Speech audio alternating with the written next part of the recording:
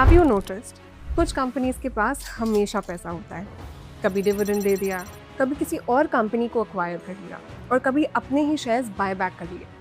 But the question is, ये सब करने के लिए पैसा कहाँ से आता है? If you think it is just profits, think again. Actually answer है फ्री कैश फ्लो।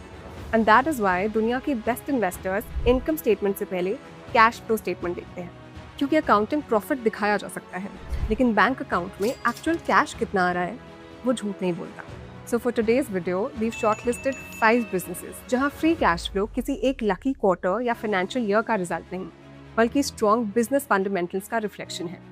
ऐसी कंपनीज जो अपना कैपिटल एफिशिएंटली डिप्लॉय कर रही हैं, जिसकी वजह से सेल्स और प्रॉफिट्स दोनों कंसिस्टेंटली ग्रो कर रहे हैं और जिनकी वैल्यूएशन अभी भी फंडामेंटल्स के कंपैरिजन में रीजनेबल नजर आती है। Ready? Let's begin with the first one on the list, Welspun Corp Limited. Now, one thing that the West Asia crisis has exposed is that without energy security, there is no national security. इसी वजह से दुनिया भर की countries oil, natural gas और even drinking water को efficiently transport करने के लिए नए पाइपलाइन नेटवर्क्स में बिलियंस ऑफ डॉलर्स इन्वेस्ट कर रहे हैं और आने वाले सालों में ये इन्वेस्टमेंट और भी बढ़ने की उम्मीद है और इसी डिमांड को केटर करती है वेल्सपन कॉर्प। आज कंपनी दुनिया के large diameter line pipe manufacturers में से एक है, with a strong presence across India, the US और सऊदी अरेबिया। कंपनी का करंट ऑर्डर बुक 25,000 करोड़ से ज़्यादा है, जो रेवेन्यू विजिबिलिटी को काफ़ी स्ट्रॉन्ग बनाता है। Management also aspects that LNG exports, oil and gas investments, water infrastructure और सऊदी अरेबियाज विजन 2030 के चलते डिमांड अगले कुछ सालों तक हेल्दी रह सकती है। इनफैक्ट यूएस में तो कंपनी की कैपेसिटी ऑलरेडी FY28 तक बुक्ड है। Now coming to the numbers. FY26 में रेवेन्यू 20% ग्रो होकर 16,770 करोड़ पहुंच गया। EBITDA 28% बढ़कर 2,371 करोड़ हो गया और operating cash flow 3,200 crore cross कर गया। Even after investing more than 2,500 crore in expansion, company ने 672 करोड़ का फ्री कैश फ्लो जनरेट किया and ended the year with a net cash balance sheet. That's a strong position to be in, especially जब नए capacities FY27 से contribute करना शुरू करेंगी। Of course कुछ रिस्क भी हैं। लार्ज इंफ्रास्ट्रक्चर प्रोजेक्ट्स में डिले आ सकते हैं, जियोपॉलिटिकल डिसरप्शंस एग्जीक्यूशन को इम्पैक्ट कर सकते हैं और अगर global energy investments expected pace से स्लो हुए तो ऑर्डर इनफ्लोज भी मॉडरेट हो सकते हैं। The market cap of Welspun Corp is about 42,000 crore and stock रफली 26 टाइम्स अर्निंग्स पर ट्रेड कर रहा है। Second, Hexaware technologies. Moving on, there is clearly some nervousness in the market about the Indian IT sector. Investors का concern simple है, अगर AI software development को automate कर देगा तो IT कंपनीज की ग्रोथ कैसे सस्टेन होगी? इसी डिबेट के बीच खड़ी है एक कंपनी जिसका नाम है हेक्सावेयर टेक्नोलॉजीज। इनका कहना है कि AI सिर्फ एफिशिएंसी इंप्रूव नहीं करेगा, बल्कि नए रेवेन्यू अपॉर्चुनिटीज भी क्रिएट करेगा। And they are backing it with a strategy focused on large transformation और वेंडर कंसोलिडेशन डील्स। आज Hexaware global banks, health care companies, manufacturers और टेक्नोलॉजी फर्म्स को digital transformation, cloud, software engineering और business process outsourcing services provide करती है। Management का मानना है कि रीसेंट डील विंस का रेवेन्यू इम्पैक्ट इस कैलेंडर के सेकंड हाफ से देखने को मिल सकता है। Considering they follow January to December financial accounting, Q1 FY26 में कंपनी ने 3,613 करोड़ का रेवेन्यू और 352 करोड़ का नेट प्रॉफिट रिपोर्ट किया। ऑपरेटिंग कैश कन्वर्जन 125% रही और बैलेंस शीट पर 2,000 करोड़ से ज्यादा कैश है।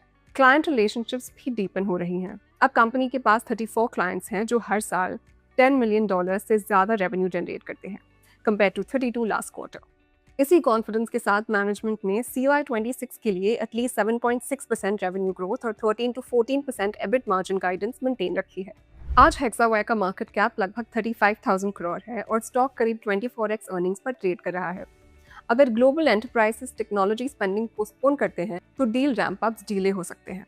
साथ ही AI लेड प्रोडक्टिविटी से प्राइसिंग प्रेशर और लार्ज डील एग्जीक्यूशन में डिलेज दोनों ग्रोथ एक्सपेक्टेशंस को इम्पैक्ट कर सकते हैं। अब चलते हैं अगली कंपनी की तरफ, Force Motors. Quick question, do you know which company manufactures the engines for every Mercedes Benz car in India? Chances are आपका आंसर मर्सिडीज बेंज होगा, but it's actually Force Motors. And interestingly इसने हाल ही में 200,000 engine roll out किया है, जो clearly company के manufacturing capabilities को रिफ्लेक्ट करता है। लेकिन फोर्स मोटर्स की स्टोरी सिर्फ कॉन्ट्रैक्ट मैन्युफैक्चरिंग तक लिमिटेड नहीं है। कंपनी के अपने ब्रांड्स भी हैं, जिसमें ट्रैवलर, अवेनिया और गुरका शामिल है। ट्रैवलर अपने सेगमेंट में 70% से ज़्यादा मार्केट शेयर के साथ लीडर है। Urbania premium share mobility category build कर रही है और गुरखा लाइफस्टाइल के साथ डिफेंस एप्लीकेशंस में भी यूज होती है। इसके अलावा रोल्स रॉयस पावर सिस्टम्स के साथ जॉइंट वेंचर के through high performance diesel engine भी मैन्युफैक्चर किए जाते हैं, जिनका एक्सपोर्ट ग्लोबल मार्केट्स में होता है। मोरओवर, हाल ही में कंपनी दिल्ली एनसीआर के कमर्शियल व्हीकल रिप्लेसमेंट प्रोग्राम का भी पार्ट बनी है, जहां 2.07 लाख पुराने कमर्शियल व्हीकल्स रिप्लेस किए जाने का टारगेट है। इससे कंपनी के commercial vehicle portfolio, specially traveller range के लिए एक मीनिंगफुल डिमांड अपॉर्चुनिटी क्रिएट हो सकती है। अब नंबर्स देखें तो एग्जीक्यूशन काफ़ी सॉलिड नजर आता है। FY26 में रेवेन्यू 12% बढ़कर 8,980 करोड़ रहा, जबकि नेट प्रॉफिट 51% जंप करके 1,211 करोड़ पहुंच गया। साथ ही कंपनी ने FY26 में 761 करोड़ का फ्री कैश फ्लो भी जनरेट किया और ROIC 24% के करीब पहुंच गया, इंडिकेटिंग कि प्रॉफिटेबिलिटी के साथ कैपिटल एफिशिएंसी भी इंप्रूव हो रही है। रिस्क की बात करें तो कमर्शियल व्हीकल डिमांड साइक्लिकल है और OEM पार्टनरशिप्स में कस्टमर कॉन्सेंट्रेशन का रिस्क भी बना रहता है। अगर डोमेस्टिक सीवी डिमांड या एक्सपोर्ट स्लो पड़ते हैं तो ग्रोथ टेम्पररीली इम्पैक्ट हो सकती है।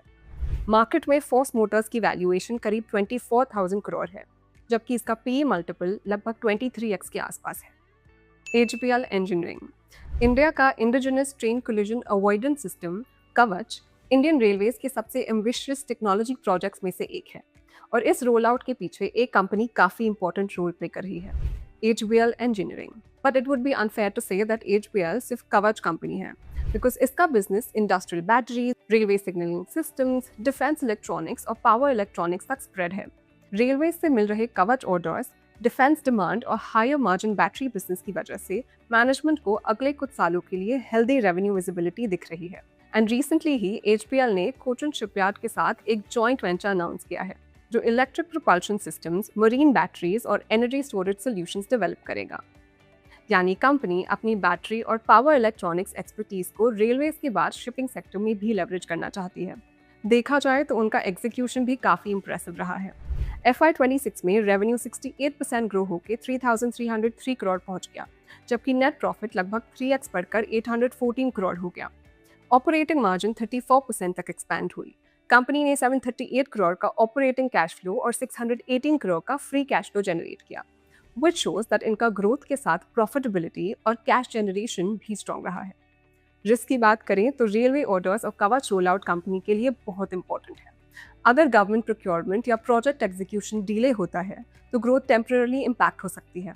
साथ ही लेड जैसे रॉ मटेरियल प्राइसेस में वोलेटिलिटी और वर्किंग कैपिटल रिक्वायरमेंट्स भी मॉनिटर करने लायक हैं।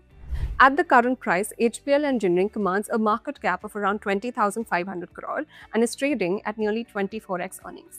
Central Mine Planning and Design Institute Limited. Before I talk about the last company on the list, did you know that Coal India जितनी भी new coal mines develop करती है, उनकी exploration, mine planning, geological surveys और environmental clearances के पीछे कौन सी company है? उस कंपनी का नाम है Central Mine Planning and Design Institute, CMPDI, और ये कोल इंडिया की ही होली ओन सब्सिडरी है। एंड CMPDI सिर्फ माइन प्लानिंग तक लिमिटेड नहीं है। Company exploration, mine design, geomatics और एनवायरमेंटल कंसल्टिंग जैसे सर्विसेज प्रोवाइड करती है। इसके मेजर क्लाइंट्स कोल इंडिया और उसकी सब्सिडरीज हैं, लेकिन धीरे धीरे कंपनी अपनी कंसल्टेंसी सर्विसेज को क्रिटिकल मिनरल्स, इंफ्रास्ट्रक्चर और ओवरसीज प्रोजेक्ट्स तक भी एक्सपैंड कर रही है। हर साल CMPDI लगभग 5 लाख मीटर ड्रिलिंग कंडक्ट करती है, लेकिन इस ड्रिलिंग का एक बड़ा हिस्सा आउटसोर्स किया जाता है, जिसकी वजह से कंपनी को हैवी इक्विपमेंट पर ज़्यादा कैपिटल इन्वेस्ट नहीं करना पड़ता। ये बिजनेस मॉडल CMPDI को एसेट लाइट रखता है, जहां कैपिटल एक्सपेंडिचर कम होता है और मार्जिन्स भी रिलेटिवली हेल्दी रहते हैं। फाइनेंशियल्स की बात करें तो FY26 में रेवेन्यू 10% बढ़कर 2,317 करोड़ पहुंच गया। हाँ, नेट प्रॉफिट 8% गिरकर 613 करोड़ रहा, लेकिन इसका बड़ा रीजन एग्जीक्यूटिव पे डिवीजन का वन टाइम इम्पैक्ट था, जिससे एम्प्लॉय कॉस्ट टेम्पररी बढ़ गए। इसके बाद भी कंपनी ने 716 करोड़ का ऑपरेटिंग कैश फ्लो और 652 करोड़ का फ्री कैश फ्लो जनरेट किया। बैलेंस शीट पर 1,430 करोड़ से ज़्यादा कैश भी प्रीसेट है, जो बिजनेस की स्ट्रॉन्ग कैश जनरेटिंग नेचर को हाईलाइट करता है। देखा जाए तो CMPDI के लिए सबसे बड़ा चैलेंज क्लाइंट कॉन्सेंट्रेशन है। कंपनी का रेवेन्यू आज भी लार्जली कोल इंडिया और डोमेस्टिक कोल माइनिंग इकोसिस्टम से ही आता है। इसलिए अगर माइनिंग अप्रूवल्स, प्रोजेक्ट एग्जीक्यूशन या सेक्टर कैपेक्स में स्लो डाउन आता है तो ग्रोथ भी मॉडरेट हो सकती है।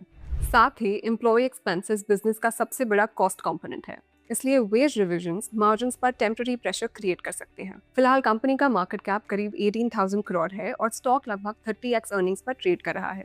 इस वैल्यूएशन को जस्टिफाई करने के लिए सीएम पीडीआई को सिर्फ कोल सेक्टर पर डिपेंडेंट रहने की बजाय एक्सप्लोरेशन, क्रिटिकल मिनरल्स और इंजीनियरिंग कंसल्टेंसी जैसे नए अपॉर्चुनिटीज को सक्सेसफुली स्केल करना होगा। तो ये थी 5 कंपनीज जहां फ्री कैश फ्लो सिर्फ दिखता नहीं बल्कि बिजनेस की ओवरऑल स्ट्रेंथ और कंसिस्टेंसी में भी नजर आता है। अगर आपको लगता है कि वीडियो से कुछ वैल्यूएबल इंसाइट्स मिले हैं तो लाइक जरूर करिएगा और चैनल को सब्सक्राइब करना मत भूलिएगा।